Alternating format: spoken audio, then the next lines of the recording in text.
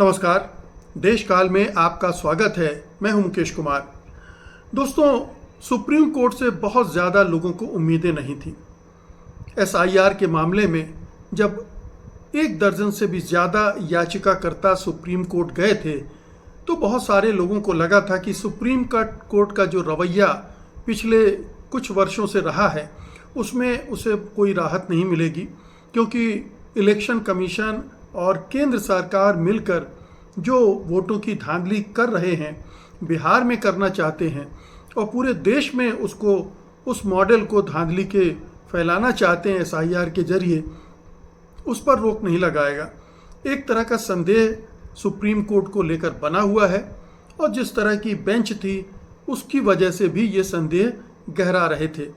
लेकिन आश्चर्य की बात है, राहत की बात है कि सुप्रीम कोर्ट ने कुछ ऐसे निर्देश दिए हैं जिन्हें याचिकाकर्ता ऐतिहासिक जीत मान सकते हैं, ऐतिहासिक कदम मान सकते हैं। वो अपनी इसे कह सकते हैं कि उन्होंने इलेक्शन कमीशन को पूरी तरह से एक्सपोज कर दिया सुप्रीम कोर्ट के सामने और सुप्रीम कोर्ट ने भी उसे बेनकाब कर दिया। ये इलेक्शन कमीशन के गाल पर एक बड़ा तमाचा भी है। जो भी निर्देश कल सुप्रीम कोर्ट ने अपनी सुनवाई के दौरान एसआईआर के मुतल्लिक दिए हैं, वो अपने आप में बहुत ही कहना चाहिए कि इस पूरी प्रक्रिया को, एसआईआर की प्रक्रिया को उजागर करके रख देते हैं कि उसमें किस किस तरह की गड़बड़ियाँ थी, किस किस तरह से वोट चोरी हो रही थी, गड़बड़ियाँ हो रही थी, धांधलियाँ हो रही थी। और सुप्रीम कोर्ट ने कई उपाय सुझा दिए हैं और उनसे याचिकाकर्ता महसूस कर रहे हैं कि काफ़ी हद तक अब चीज़ें कंट्रोल में आ सकती हैं। पहले मैं आपको बता दूं कि सुप्रीम कोर्ट ने कहा क्या क्या है जिसको गंभीरता से लेने की ज़रूरत है, या याचिकाकर्ता जिसे लेकर मान रहे हैं कि ये एक उनकी जीत है। इलेक्शन कमीशन जिस तरह का रवैया अख्तियार किए हुए था उसमें एक बड़े बदलाव का रास्ता खोलता है। 5 प्रमुख बातें कल उसने सुप्रीम कोर्ट ने कही हैं इलेक्शन कमीशन से। पहला तो हालांकि 3 बार 4 बार वो कह चुका था, लेकिन इस बार उसने बिल्कुल जिसको कहते हैं कि अंतिम रूप से कह दिया है कि आधार को डॉक्यूमेंट के रूप में आपको मानना पड़ेगा। जो 65 लाख लोगों को आपने एक्सक्लूड किया है वोटर लिस्ट से, उनको बाहर किया है, उनकी पहचान के लिए आधार कार्ड स्वीकार किया जाएगा, स्वीकार करना पड़ेगा, जिसके लिए इलेक्शन कमीशन कतई तैयार नहीं हो रहा था। पिछले हफ्ते जो सुनवाई हुई थी उसमें सुप्रीम कोर्ट ने कहा था। इसके बावजूद इलेक्शन कमीशन ने उस दिशा में कोई कदम नहीं उठाया, इस तरह के निर्देश जारी नहीं किए और अंततः कल फिर सुप्रीम कोर्ट को ये कहना पड़ गया। दूसरा ये उन्होंने सुप्रीम कोर्ट ने निर्देश दिए हैं कि जो बीएलओज हैं, ब्लॉक लेवल के ऑफिसर हैं, जो कि मतदाताओं के नाम सूचियों में जोड़ते हटाते हैं, उनके रिकमेंडेशन और नॉन रिकमेंडेशन का कोई मतलब नहीं रहेगा। यानी ये बीएलओ का अधिकार नहीं रहेगा कि वो किसी के नाम हटा दें, रिकमेंड करके हटाने के लिए कह दें, और किसी का नॉट रिकमेंडेड करके माफ़ कीजिएगा रिकमेंडेड करके जुड़वा दें और नॉट रिकमेंडेड करके उसका हटवा दें। तो ये एक बहुत बड़ी अनोमली थी, बहुत गड़बड़ी थी, क्योंकि बीएलओ से मिलकर बहुत सारे खेल होते हैं। पैसे खाकर या राजनीतिक दबाव में वो नाम हटाए और जोड़े जा सकते हैं। तो बीएलओ की इस भूमिका को हटा दिया गया है, ये बहुत बड़ी राहत की बात है। तीसरी बात यह है कि जो भी वोटर है जिसने भी अपने डॉक्यूमेंट सबमिट कर रहा है उसको आपको रिसीप्ट देनी पड़ेगी। पिछली बार जिन्होंने सबमिट किए थे उनको रिसीप्ट नहीं दी गई थी और इसकी शिकायतें, बल्कि इसकी रिपोर्ट, वीडियो रिपोर्ट और सब सोशल मीडिया पर आ चुकी हैं, वो हमने बार बार देखी हैं। तो ये एक सुनिश्चित करने का तरीका है कि जिससे आपने डॉक्यूमेंट लिया है उसको आप पावती दीजिए, रिसिप्ट दीजिए, ताकि वो क्लेम कर सके अगर उसका नाम हटे कि मेरे डॉक्यूमेंट देने के बावजूद मेरा नाम कटा क्यों, हटा क्यों। तो ये उसके पास एक प्रमाण हो जाएगा कि उसने अपना सब कुछ जमा किया था, और अगर गड़बड़ी हुई है तो चुनाव आयोग और उसके अधिकारियों के स्तर पर हुई है, उसे दंडित न किया जाए। दूसरी बात यह है चौथी बात यह है कि अब लोग ऑनलाइन भी एप्लीकेशन फाइल कर सकते हैं। ये एक बड़ी सुविधा है। जो लोग बाहर रहते हैं, इधर उधर हैं, वो भी ऑनलाइन अपनी एप्लीकेशन फाइल कर सकेंगे। और आखिर का एक जो महत्वपूर्ण निर्देश है वो ये है कि इस पूरी प्रोसेस में पॉलिटिकल पार्टी से मदद ली जाएगी, उनका सहयोग लिया जाएगा। इससे ये होगा, अभी तक इलेक्शन कमीशन का रवैया ये था कि पॉलिटिकल पार्टी से कोई बातचीत नहीं करनी है, उनसे किसी तरह का सपोर्ट नहीं लेना है, उनकी किसी शिकायत पर ध्यान नहीं देना है। ये शुरू से रवैया बना रहा है। ज्ञानेश गुप्ता और उसके पहले राजीव कुमार भी इसी तरह के मुख्य चुनाव आयुक्त थे। उन्होंने पॉलिटिकल पार्टी, खासतौर से अपोजिशन की पॉलिटिकल पार्टीज को इन तमाम प्रक्रियाओं से बाहर ठेल दिया था। हम हैं, जो करेंगे जैसा चाहे करेंगे, आप बोलने वाले कौन होते हैं, ये उसका एटीट्यूड था। लेकिन अब सुप्रीम कोर्ट ने कहा है कि जो पॉलिटिकल पार्टी के लगभग 1 लाख से ज़्यादा BLO हैं उनको सक्रिय किया जाए और सबके नाम जुड़वाने के लिए उनसे सहयोग लिया जाए। तो ये एक बड़ी बात है। 5 बड़ी बातें मैंने आपको बता दी। कुछ और बातें हैं जो आपको जानना चाहिए।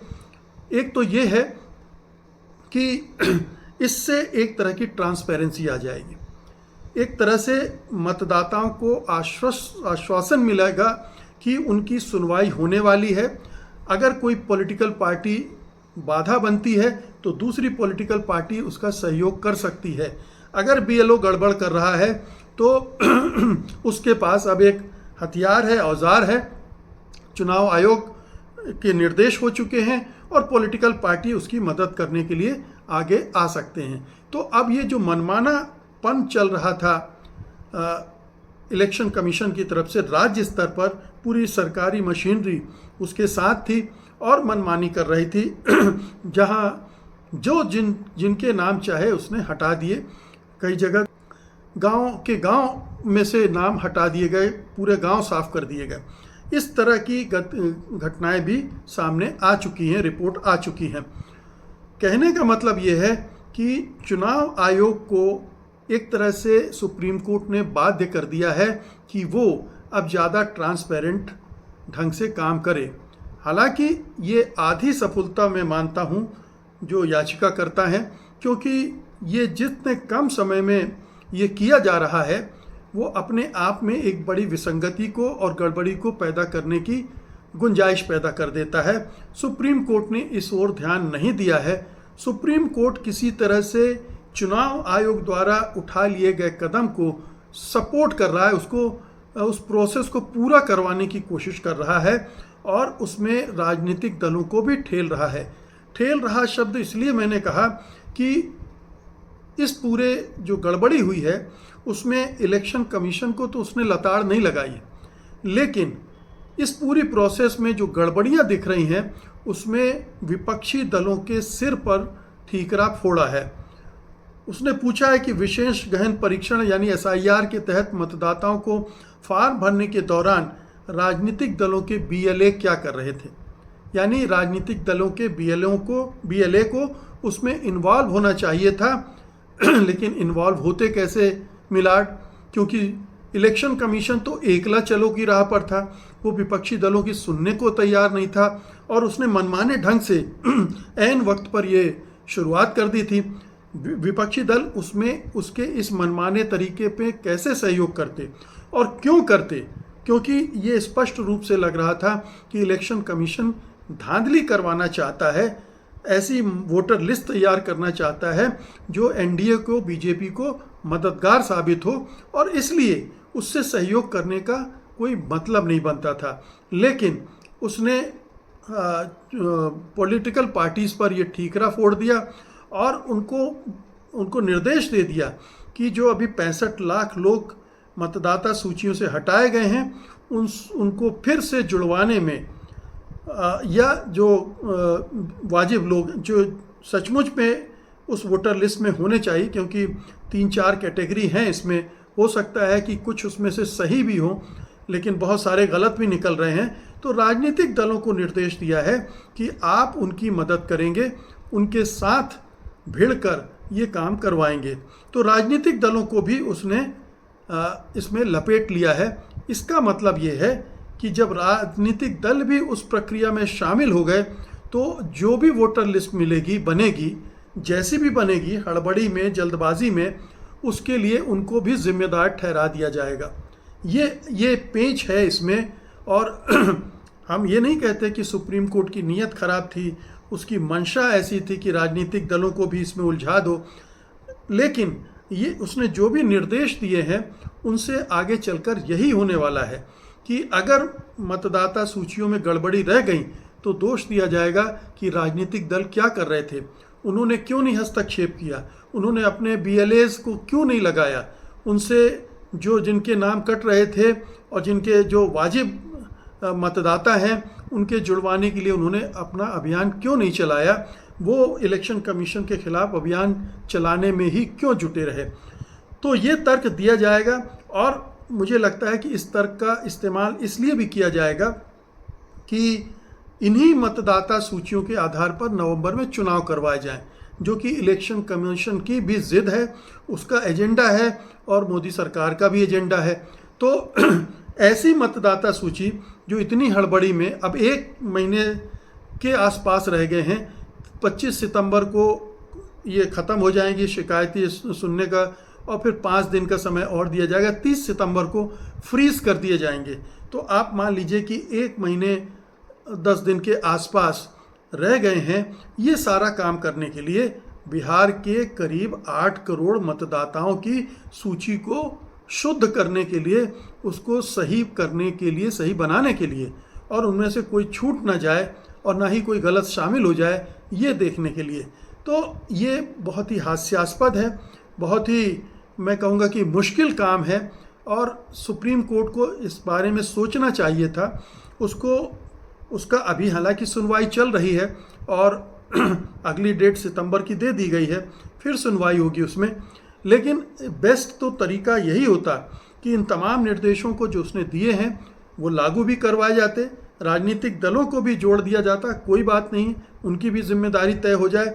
लेकिन बेहतर तो ये होता कि जो मतदाता सूची इसके ज़रिए तैयार हो रही है उसको डिलिंक कर दिया जाता इस वाले असेंबली इलेक्शन से, और इस प्रक्रिया को थोड़ा और लंबे चलने दिया जाता जिसमें और भी पूरी तरह से वो शुद्ध हो जाती। तो ये इस लिहाज से बहुत ज़रूरी था। उम्मीद करना चाहिए कि सुप्रीम कोर्ट इसको समझेगा अगली सुनवाई के दौरान और इस तरह का कोई फैसला भी वो देगा, क्योंकि ये जो बिहार में अभी हो रही है मतदाता सूचियों का पुनरीक्षण हो रहा है वो एक मॉडल बन जाएगा और उसके बाद पूरे देश भर में इसी आधार पर मतदाता सूचियों का पुनरीक्षण होना तय हुआ है। ये इलेक्शन कमीशन फैसला कर चुका है, ऐलान कर चुका है। इसलिए ये बहुत ज़रूरी है कि ये जो मॉडल बन रहा है उसमें कोई लूप होल न रह जाए, कोई चूक की गुंजाइश न रह जाए, उसको अच्छे से ठोक बजा कर तैयार किया जाना चाहिए। उसमें ना तो इलेक्शन कमीशन कोई धांधली करने में किसी की मदद करे और ना ही पॉलिटिकल पार्टी के लिए कोई गुंजाइश हो कि वो धांधली करें, वोट चुराएं, नकली वोटर बनाएं, दूसरी पार्टी के वोटरों को कटवा दें वोटर लिस्ट से और फर्जी वोटर जुड़वा दें। ये तमाम तरह की चीज़ें रोकने के लिए ये बहुत ज़रूरी है कि पूरा समय लिया जाए। जैसे कि 2003 में जब ये इस तरह का पुनरीक्षण हुआ था, हालांकि वो पुनरीक्षण इससे कहीं सरल था, इसको जटिल भी बनाया गया है, बहुत सारे डॉक्यूमेंट्स मांग लिए गए हैं जो उस समय नहीं मांगे गए थे, लेकिन उस समय भी लगभग 1 साल लगा था। अब तो और ज़्यादा समय चाहिए था, ना भी मिलता तो कम से कम 1 साल तो लगाना चाहिए था इसको, लेकिन वो समय नहीं दिया गया। तो कहने का मतलब ये है कि ये मतदाता सूचियां भी इतने सारे सुप्रीम कोर्ट के निर्देशों के बावजूद कोई गारंटी नहीं है कि शुद्ध होंगी और उनमें गड़बड़ियाँ नहीं होंगी और उसमें धांधली की गुंजाइश नहीं बचेगी, ये सुनिश्चित करना बहुत मुश्किल होगा और ये सुप्रीम कोर्ट को ध्यान में रखना चाहिए। बहुत बहुत शुक्रिया आपका। धन्यवाद। नमस्कार।